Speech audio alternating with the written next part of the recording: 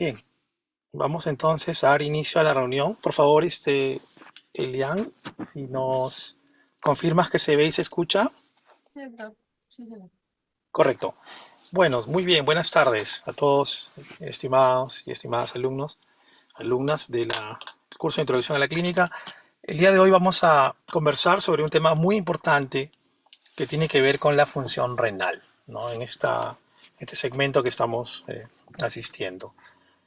Eh, el síndrome de insuficiencia renal crónica, hay varios términos en la parte clínica que puedan generar confusión, pero ahora vamos a darle fundamentalmente un enfoque sindrómico como tal.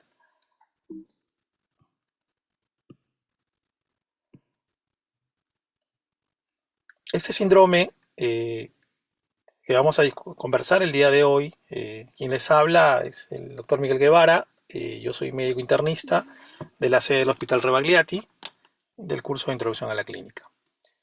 Muy bien, ¿por qué es importante tener en cuenta y conocer este síndrome de insuficiencia renal crónica? Primero, que es un gran problema de salud pública, ¿no? Que impacta sobre no solo el paciente, la familia, la sociedad y los servicios de salud, por los altos costos que esto implica, ¿ya? Entonces, más o menos puede llegar a afectar hasta el 10% de las personas adultas y lamentablemente muchos de estos se detecta en etapas avanzadas de la enfermedad que vamos a verlas más adelante. Al ser un problema de salud pública, todos como médicos en formación o ya en ejercicio, tenemos la obligación de generar o participar en las estrategias de detección temprana, reconocimiento y diagnóstico para evitar las complicaciones. Lo segundo, que es un tema de alta morbilidad. El paciente generalmente termina con una hospitalización. Hay un alto riesgo de hacer una falla de insuficiencia respiratoria asociada al daño renal y las causas más frecuentes de ingreso a la diálisis, que es el evento agudo más importante que implica al paciente, son la nefropatía diabética y la hipertensión. Cuando yo hablo de importante, hablo de destacado. Por favor, tomen nota, porque probablemente vamos a hacer esa observación a la hora de las evaluaciones. También es un factor de riesgo cardiovascular, muy importante, ¿no? Solamente cuando el paciente deja de tener función renal normal y comienza a avanzar en su enfermedad, el riesgo de muerte por enfermedad cardíaca sube de 10 a 20 veces de lo basal, ¿no? Miren lo importante que es. Y aquí algo que mencionábamos, el costo del tratamiento, ya sea de la diálisis o finalmente del trasplante, es muy alto, ¿no? Es muy alto, es muy costoso para los sistemas de salud y para la sociedad en total. Así como también es muy costoso el manejo de todas las complicaciones cardiovasculares que implica la insuficiencia renal crónica. Entonces, si nosotros sobre este supuesto, ¿no? Donde tenemos un elemento importante de lo que viene a ser salud pública, de la mortalidad, del riesgo cardiovascular, del alto costo que significa los tratamientos, yo pregunto, ¿qué cosa es el síndrome de insuficiencia renal crónica? ¿Qué es finalmente? Digo, este es un síndrome clínico humoral, ¿no? Que resulta, miren, de la pérdida, ojo, sostenida y progresiva de la función renal. Pérdida sostenida y progresiva de la función renal que puede variar desde una etapa subclínica hasta una etapa florida sintomática y cuyo destino final es el estado urémico o la uremia, ¿no? En su fase final es fatal a corto o mediano plazo, a menos que pueda realizarse un tratamiento de sustitución de la función renal, ya sea a través de la diálisis en sus diferentes modalidades y o un trasplante renal. Eh, Su compañera Elian, ¿se escucha y se ve, por favor, que confirme para poder continuar? Sí, doctor. Se ve con normal. Gracias, muy amable. Entonces, clínico humoral, pérdida sostenida y progresiva de la función, ¿no? Es fatal a mediano o largo plazo cuando la evolución de la enfermedad se presenta, si es que el paciente no recibe el tratamiento de diálisis o un trasplante renal. Entonces, si yo quiero entrar en una definición más operativa de lo que estoy hablando, diría que es una pérdida progresiva, por lo menos de 3 meses a más, e irreversible de la función renal, cuyo grado de afección lo determino a través del filtrado glomerular, ¿no? Más o menos el estándar es menos de 90 mililitros por minuto, ambientado a 1,73 metros cuadrados de superficie corporal. Como consecuencia, los riñones pierden su capacidad para eliminar desechos, concentrar la orina y conservar electrolitos en la sangre. Miren qué importante, ¿eh? No puedo eliminar desechos, no puedo concentrar la orina y no voy a poder hacer la homeostasis de los electrolitos en la sangre. Eso es insuficiencia renal crónica. Entonces, ¿pero qué ha pasado? ¿Por qué ocurre esto o cómo ocurre esto? Y acá viene el segundo concepto, ya habíamos remarcado el primero.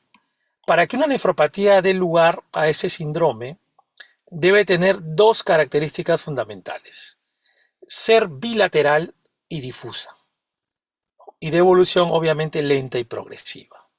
Ser bilateral y difusa y de carácter lento y progresivo. Hay varias teorías que han tratado de explicar estos cambios fisiopatológicos que acontecen o que preceden a la falla renal, la insuficiencia renal crónica. Están entre ellas, la más conocida es la teoría de las nefronas intactas, ¿no? Donde se asume que algunas zonas renales dejan de funcionar, algunas nefronas, acuérdense que tenemos 1 millón por cada riñón, y las que se quedan sanas o las intactas sufren una especie de hiperfiltrado o una hiperfunción que terminan dañando en el futuro la función total del riñón, ¿no? Para esto hay una serie de mecanismos patogénicos que sobre todo tienen a la uremia, ¿no? O sea, a la elevación de la urea en sangre, como elemento fundamental para explicar muchos del cuadro clínico.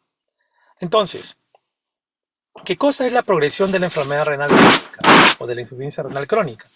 Significa, finalmente, la pérdida de todas las funciones que cumplen estos órganos, o los riñones: filtrado, depuración de sustancias, mantenimiento cuantitativo y cualitativo del medio interno. Miren, regula la presión arterial, la pierdo. Pierdo la posibilidad del balance hídrico, concentración o dilución de la orina. No puedo hidroxilizar la hidroxilación de la vitamina D, y finalmente tampoco voy a producir esta hormona importante, ¿no? Que tiene que ver con la anemia, que es la eritropoyetina.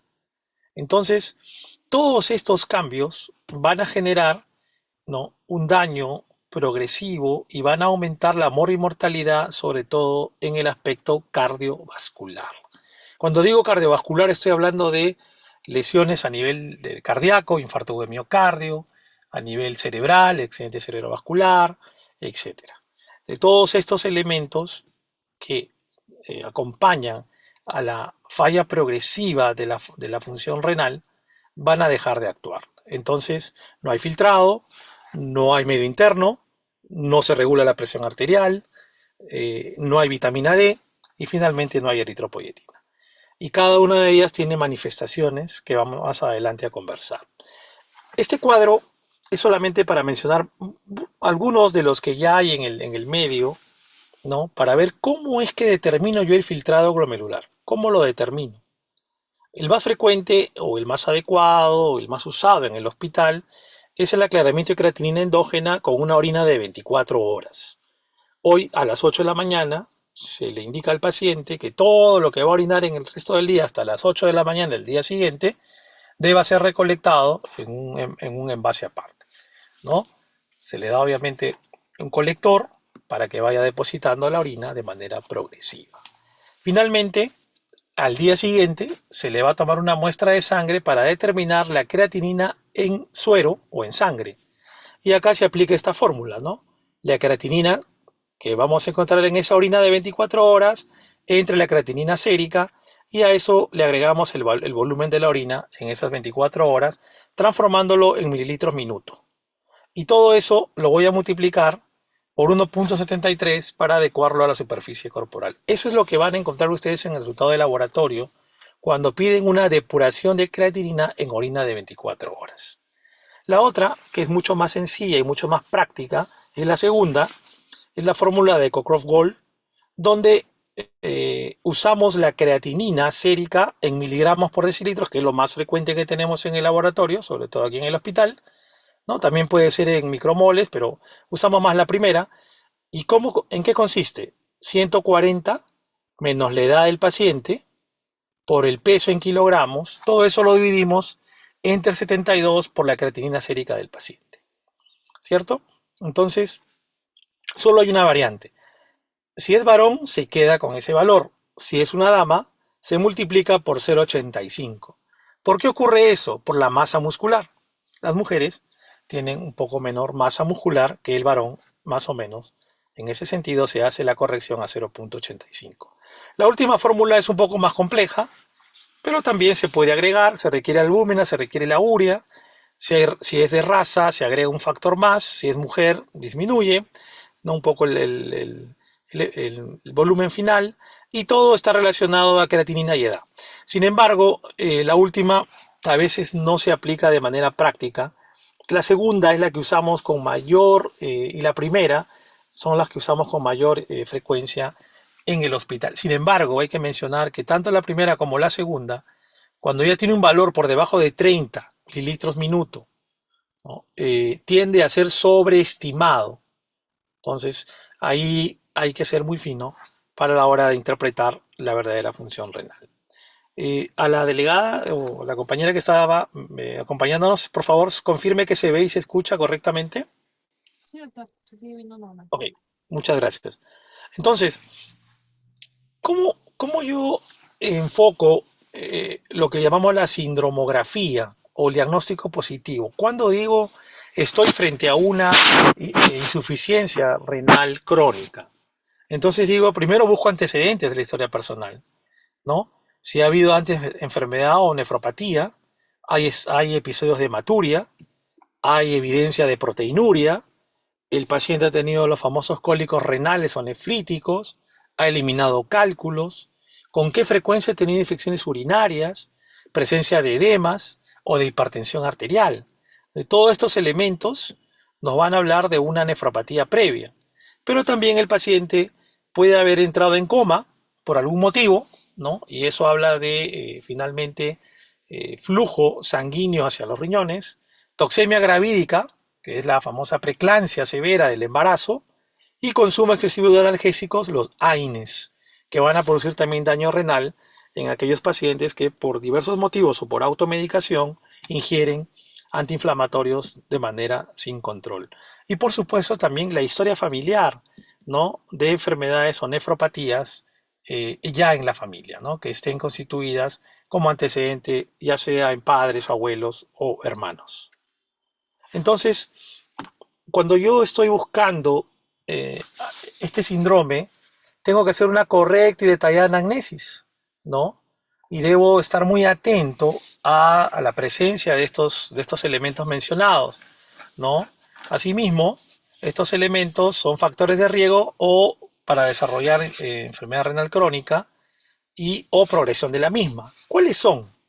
Primero, que mi paciente que estoy entrevistando tenga más de 60 años, que sea hipertenso, que sea diabético, que tenga ya una enfermedad cardiovascular, o sea, que es un coronario, un paciente que tiene una arritmia, que ha tenido un infarto de miocardio, o que ha tenido ya antecedentes de enfermedad renal en la familia. Los chicos que nacen prematuros, ¿no? Con el nacimiento con bajo peso, está asociado a menor número de nefronas, así como a la prematuridad, y a desarrollar posteriormente insuficiencia renal crónica, ¿no? También, evidentemente, la pérdida de masa renal, una nefrectomía, ¿no? Etcétera, o algún trauma renal, donde se pierde uno de los riñones, también va a tener mayor riesgo de que el paciente desarrolle enfermedad renal crónica o insuficiencia renal posteriormente, ¿no? Y fundamentalmente también la presencia o no de hiperfiltración glomerular o algunos elementos que van a dañar el riñón de manera crónica. Y otra cosa importante que también debemos tomar en cuenta, si bien es una asociación estadística, funciona o es importante tomarla en cuenta. En los estratos sociales menos favorecidos, ¿no? Los estudios epidemiológicos demuestran que tanto el bajo nivel social y cultural y económico se asocian negativamente a una enfermedad de mayor severidad y de mayor compromiso, ¿no? Entonces, ese también es un factor que habría que tomar en cuenta a la hora de evaluar a nuestro paciente. ¿Qué debo hacer frente a mi paciente en el que ya la historia y los antecedentes y los factores de riesgo han aparecido? Hago mi exploración física. Debo de todas maneras pesar al paciente, ¿no? No es ese peso así al tanteo, sino debo pesar al paciente. Hay balanzas en cada servicio o en los consultorios. Hay que tallar al paciente y evidentemente hay que evaluar posibles malformaciones o trastornos del desarrollo, algunas congénitas que están relacionadas a enfermedades renales. Obviamente tengo que también tomar la tensión arterial, ¿no? De manera correcta, ya como la hemos aprendido, ¿sí? El examen del fondo de ojo, ¿no? Explorar adecuadamente el sistema cardiovascular, el corazón, los pulmones, palpar el abdomen para buscar masas o riñones palpables, ¿no? O dolor a nivel lumbar. En el varón, si nuestro paciente es varón, es imprescindible hacer el tacto rectal. Otra vez, miren, es imprescindible hacer el tacto rectal. Ya lo estoy reiterando, para examinar la próstata, ¿no? Y obviamente en las extremidades vamos a observar la presencia de edemas y deben explorarse, como no, los pulsos periféricos si están presentes y son simétricos. Esta foto es un elemento que nos va a permitir entender. Miren cómo los pacientes que están en diálisis o finalmente algunos que tienen la suerte de ser trasplantados, ¿no? Son solamente lo que se conoce como la punta del iceberg, ¿sí? Para los pacientes en total que tienen enfermedad renal crónica, ¿no? Entonces, es importante ver cómo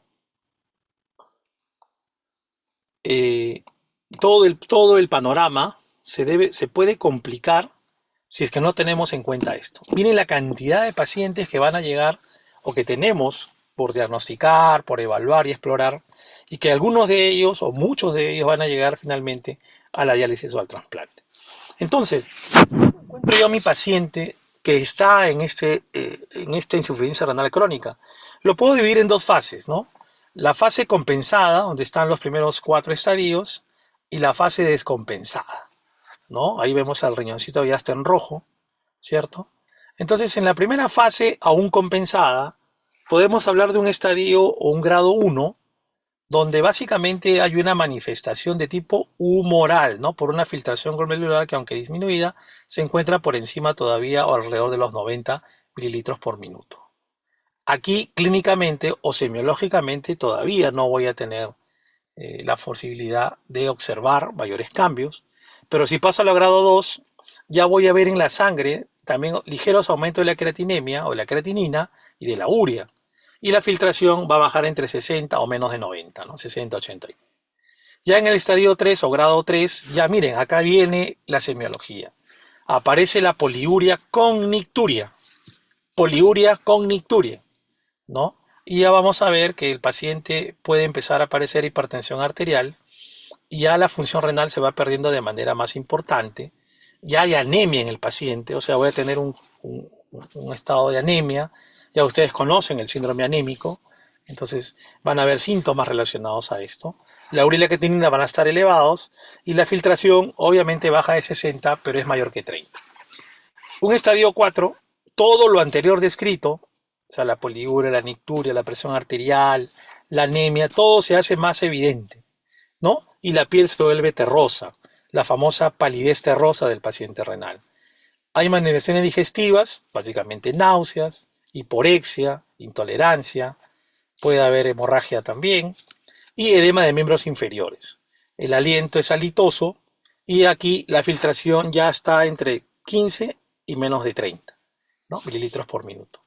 Entonces, cuando llego yo al estadio 5, ya el estadio descompensado, donde la filtración es crítica, ya muy marcada, entonces más o menos estamos hablando de 15 mililitros minuto por debajo de este. Este cuadro clínico es compatible como uremia terminal. En la uremia terminal hay un agravamiento de todo lo anteriormente mencionado. Pero además, ¿qué se agrega? Hay enfermedad ósea, calcificación y necrosis de los tejidos blandos, la famosa calcifilaxis, ¿no? Prurito, hiperlipemia, hay intolerancia a la glucosa, la anemia se hace mucho más evidente, el paciente tiene tendencia a las hemorragias, la inmunidad baja, es un paciente inmunosuprimido, hay miocardiopatías y disfunción sexual. Entonces, esta suma de elementos que hemos acabado de relatar se conoce como estado de uremia terminal. Muy bien, entonces, ¿qué hacemos con este riñón que ya está enfermo, que acaba de decirnos, ya no doy más, estoy en el estadio 5, ya me encuentro en uremia terminal, por lo tanto, estamos en esta fase donde tenemos que sustituir la función renal, ¿no? De una manera o de otra, ya sea con diálisis o con trasplante, porque de caso contrario, lamentablemente el paciente va a perderla. Entonces, esto es un cuadrito adicional, ¿no? Donde reiteramos, miren acá, la función glomerular o de la filtración glomerular para un poco estratificar la enfermedad renal crónica, ¿no? Eh, Hay varias nomenclaturas que pueden utilizar, la mayoría son muy similares, pero lo que quería mencionar era mírenme, cuando tengo a mi paciente y todavía está en el rango de los 90, ¿cierto? Lo que tengo que hacer es manejar la comorbilidad. Ahorita vamos a ver. Reducir el riesgo cardiovascular, ¿cierto? Entonces, y tratar de que la progresión sea más lenta. Tengo que cuidar a mi paciente. Y ahorita vamos a hablar de eso, el aspecto de la dietético, algunas medidas preventivas. Más adelante, cuando hay una lesión renal, pero con filtración disminuida de grado leve, hay que evaluar la progresión, ¿no? Ya en el estadio 3, que ya es sintomático, hay que evaluar y tratar complicaciones, ¿no? En el estadio 4, miren, ya preparamos al paciente para el tratamiento sustitutivo, ¿correcto? En este caso hablamos de diálisis o trasplante. Ya cuando el paciente llega a estadio 5, el tratamiento sustitutivo se impone, ¿no? Cuando es menor de 15. A su compañera Elian, ¿se ve y se escucha, por favor, para continuar? Sí, doctor. Gracias, Elian. Este cuadrito solamente es un resumen para que vean que los factores que podemos modificar y los que no podemos modificar frente a esta enfermedad. Entonces, se puede modificar, yo puedo controlar la hipertensión, puedo pretender controlar la diabetes, puedo intervenir sobre la obesidad, puedo controlar la dislipidemia, puedo anular o neutralizar el tabaquismo, la hiperuricemia y la hipoluminemia con una alimentación adecuada. Pero lo que no voy a poder modificar es la edad avanzada de mi paciente, ya dijimos la edad, el sexo, la raza negra y el bajo peso al nacer que ya lo trajo. Todo esto es un pro y un contra, ¿no? Donde básicamente a través de la hiperfiltración y la proteinuria va a haber progresión de la enfermedad renal y finalmente van a haber sintomatología de anemia, alteraciones del calcio, del fósforo, de la paratormona y la acidosis metabólica, ¿no? Todas ellas van a explicar gran parte de lo que vamos a ver dentro de unos momentos, ¿no? La parte sintomatológica y signológica de la insuficiencia renal crónica. Pero, ¿qué produce todo esto? ¿No? ¿Qué me lleva a la insuficiencia renal crónica? Y acá sí, otro aspecto importante, miren por favor. En semiología aprendemos lo frecuente y lo típico, fundamentalmente, porque eso es lo que vamos a poder ver más adelante, ¿no? Con mayor probabilidad. Entonces, si ustedes hacen una suma entre la diabetes y la hipertensión, ocupa casi el 65 o 70% de las causas o de la etiología de la insuficiencia renal crónica. La diabetes sigue siendo la causa principal de enfermedad renal crónica, ¿ya? 40% de los nuevos pacientes que van a diálisis son diabéticos. Miren, ¿ah? 40% de los pacientes que van a diálisis son diabéticos. Y otros grupos gran importante es la hipertensión, ¿no? Casi la cuarta parte de todos. Entonces, si yo me enfoco en estas dos grandes enfermedades, las evalúo temprano, las diagnostico, las neutralizo, trato de armar medidas de prevención secundaria, es probablemente que estos procesos van a ser más lentos o finalmente algunos se van a terminar en presentar, ¿no? Entonces, pero adicionalmente, no se olviden que también glomerulonefritis, enfermedad intersticial, sobre todo cuando hay AINES, algunas neoplasias, muy bajito, pero quedémonos con la idea, diabetes e hipertensión son los dos grandes elementos etiológicos que van a determinar la insuficiencia renal crónica como cuadro sindrómico. Aquí, muy brevemente, voy a hacer un repaso de las manifestaciones bioquímicas y clínicas de la insuficiencia renal. ¿Qué pasa en el sistema nervioso? El paciente entra en encefalopatía, ¿no? Y semiológicamente, ¿cómo lo encuentro? Con trastornos del nivel de conciencia. Hay un cuadro confusional, ¿no? El paciente puede entrar en delirium. Son elementos que vamos a enfocar ahí. Cuando hay polineuropatía periférica, puede haber debilidad o trastornos sensitivos, ¿no? Cuando hay disfunción del sistema nervioso autónomo, por ejemplo, puede haber sudoración, puede haber hipotensión, ¿no? Entonces, miren cómo se va formando y finalmente es parte de un gran síndrome. A nivel hematológico, fundamentalmente va a haber anemia. Entonces, mi paciente va a tener un síndrome anémico, ¿no? Cefalea, disnea, ¿correcto? Palidez, fatiga, todo lo que ya hemos aprendido de la anemia, ¿sí? Y obviamente va a haber una disfunción plaquetaria con alta probabilidad de que tenga sangrados a nivel de la piel, ¿cierto? También va a ser más, paradójicamente, eh, posible que mi paciente tenga hipercoagulabilidad, o sea, para hacer trombos.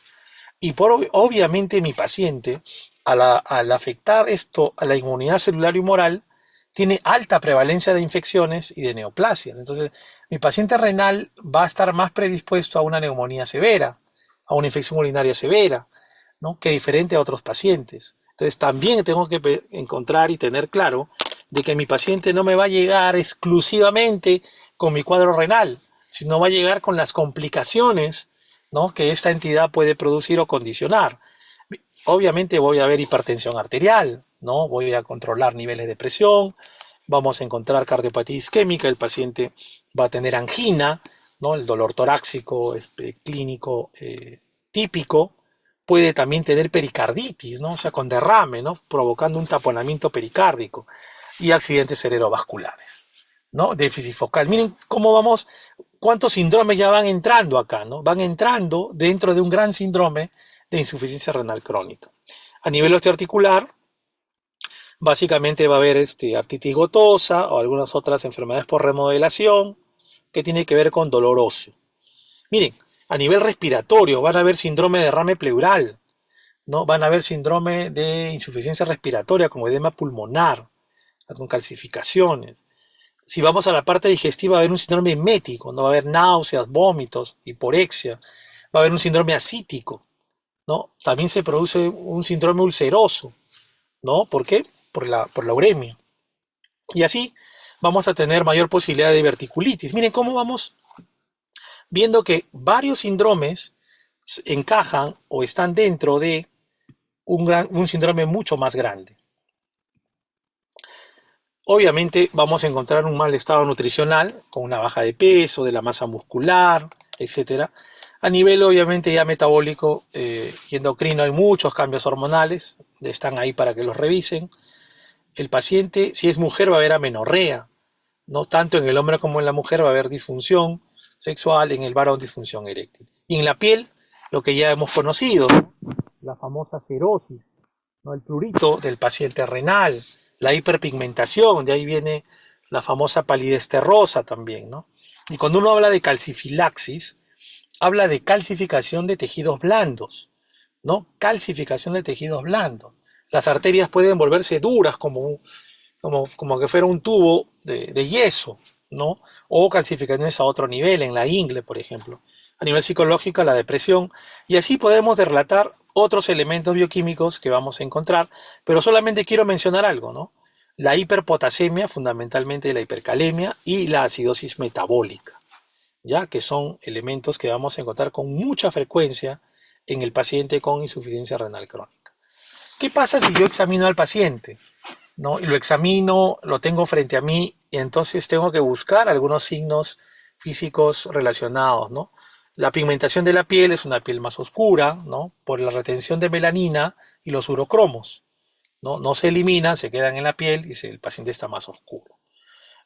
Hay lesiones por rascado, ¿no? El paciente tiene prurito, sobre todo asociado a hiperparatiroidismo secundario, desarrolla prurito, espalda, tórax, brazos, ¿no? Hace un rascado. Definitivamente hay hipertensión. En el 80% de los pacientes con insuficiencia renal crónica, ¿no? Hay hipertensión, ya sea por la retención de agua y sal complementaria o secundaria que se ve. No se olviden también que puede haber un edema agudo de pulmón y edema periférico, ¿no? Sobre todo cuando hay síndrome nefrótico, cuando hay glomerulonefritis membranosa, ¿no? O insuficiencias cardíacas. El frote pericárdico, ¿no? Ese frote que yo puedo ocultar en el mesocardio, ¿no? Cuando yo le pido al paciente deje de respirar y en eso, tanto en la sístole como en la diástole, escucho un frote. Ese frote pericárdico me va a hablar a mí en este contexto de una pericarditis urémica. Eso es una emergencia nefrológica. No se olviden, es una emergencia nefrológica la pericarditis urémica, porque si no la tratamos, si no la detectamos, el paciente va a poder fallecer por un taponamiento cardíaco. Es tan urgente que el paciente tiene que entrar a diálisis de inmediato, ¿no? Y ni siquiera de cualquier forma, sino son diálisis diarias, cosa que no es lo usual, ¿no? Entonces, para que vean lo importante que es la pericarditis urémica cuando ésta se encuentra. Y finalmente, cuando también hay derrame pericárdico, ya llega el extremo, de ya no haber hipertensión, sino va a haber hipotensión, intención yugular, el famoso pulso paradójico. ¿Por qué? Porque el derrame pericárdico ya vino con taponamiento cardíaco. Entonces, esos signos físicos tenemos que tenerlos muy presentes a la hora de evaluar nuestro paciente con FIRE. Aquí, para ir terminando, esta paciente desarrolló una enfermedad renal crónica estadio 5 con una nefropatía diabética, ¿no? Si ustedes la ven, hay un apósito ahí en la zona superior del cuello, donde está su catéter venoso central, donde se le inició la diálisis, ¿no? Ella está un poco edematosa, ¿cierto? Ahí mejorando, pero hay una palidez también que se va acentuando, ¿no? Una paciente que diabética de más o menos más de 15 años, casi para 18 años de evolución, finalmente desarrolla, ¿no? Un síndrome nefrótico, primero, y después finalmente llega todo con el cortejo sintomático de la insuficiencia renal crónica, parte de lo que hemos mencionado. Esta paciente es otra adulta mayor que llegó, sí, con otros procesos de todo de carácter respiratorio y ya también renal, y ella tuvo que ingresar a diálisis, fue en estadio 5, por una enfermedad poco frecuente, pero que nosotros sí la vemos, que se llaman vasculitis, ¿no? Las vasculitis sistémicas, en este caso, con compromiso renal, tipo ANCA positivo, ¿no? Llamadas las poliangitis microscópicas. ¿Por qué la paciente está así, no solo más edematosa y está rubicunda, ¿no? Por esta fase medio cuchinoide, porque ella se controló y pudo mejorar por el uso adecuado de los corticoides en este caso, y también vemos, como no, su apósito que está en este momento cubriendo su catéter venoso central, ¿no? Para la diálisis para la que se le sometió en varias oportunidades. Y finalmente este paciente, mírenme, este paciente lo hemos tenido mucho tiempo, es un profesor de matemática, muy, muy correcto el señor. Él sufría de nefropatía hipertensiva, ¿no? Fue trasplantado renal, ¿no? Hace algunos años. Lamentablemente rechazó el injerto, ¿no? Y otra vez tuvo que regresar a diálisis y desarrolló hiperparatiroidismo secundario, ¿no? Vemos la palidez terrosa de él, básicamente, ¿no? Está mucho más controlado, pero evidentemente no pudo continuar con el injerto y desarrolló rechazo, ¿no? Entró nuevamente al programa. No, él sí tiene una fístula, por eso que no le vemos en el cuello nada. Tiene una fístula en uno de los miembros superiores, por eso es que no se le ve. Entonces, esto es el panorama que vamos a encontrar en el síndrome de insuficiencia renal crónica. Si hubiera alguna pregunta, por favor, con el mayor gusto.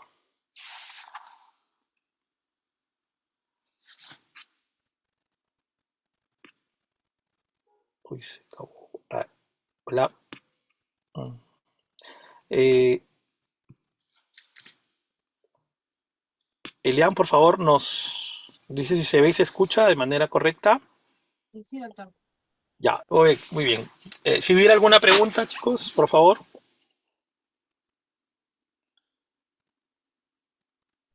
Muy bien.